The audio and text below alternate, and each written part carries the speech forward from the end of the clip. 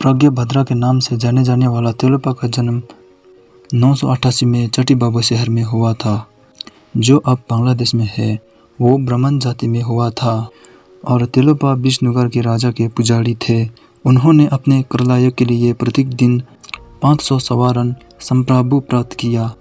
अधिकांश लोग इससे संतुष्ट अधिक होंगे, लेकिन तेलुपा नहीं। मेरे जीवन व्यर्थ है, उसने सोचा। मैं इसे और बर्दाश्त नहीं कर सकता। उन्होंने इस्तीफा देने की कोशिश की, लेकिन उनका इस्तीफा अस्वीकार कर दिया गया। तो आखिरकार उसने भागने का फैसला किया। उसने अपने कमरे में एक नोट छोड़ा, मैं कभी नहीं लौटूंगा और मेरे पीछे चलने की कोशिश मत करना। फिर वो रात में भाग गया।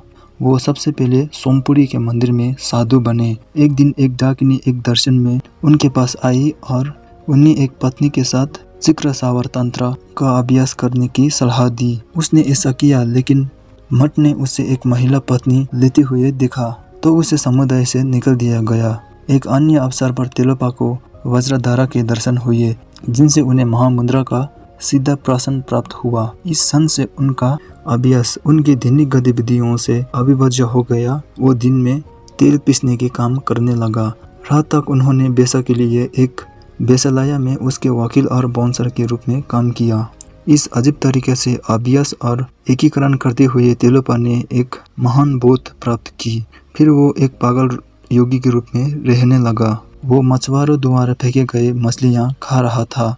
वो गीतों और कविताओं के रूप में बीत को बढ़ाने के लिए भी जाने जाते थे। जब श्रोताओं में से किसी ने प्रश्न पूछा तो तेलुपा ने अपने अनुभवों को गीत में डालते हुए प्रत्येक प्रश्न का उत्तर दिया, यानी कि इस प्रकार उत्तर दिया।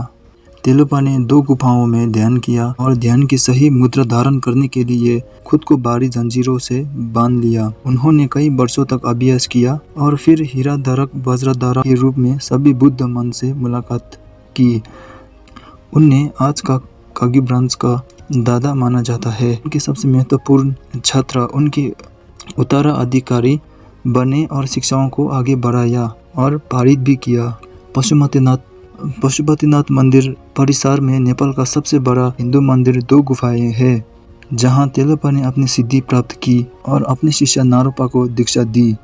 और तेलुपा के कई छात्र थे, उनमें सबसे महान नारोपा और ललिता वज्र थे। तेलुपा 81 वर्ष की आयु में अपने बौद्धिक शरीर को छोड़े बिना प्रबुद्ध लोगों को प्रस्थान किया। तेलुपा उस शिक्षा के लिए विशेष रूप से प्रसिद्ध है जो उनने नारोपा को दी थी, जिसे मुख्य बिंदुओं को 6 नगम कहा जाता है।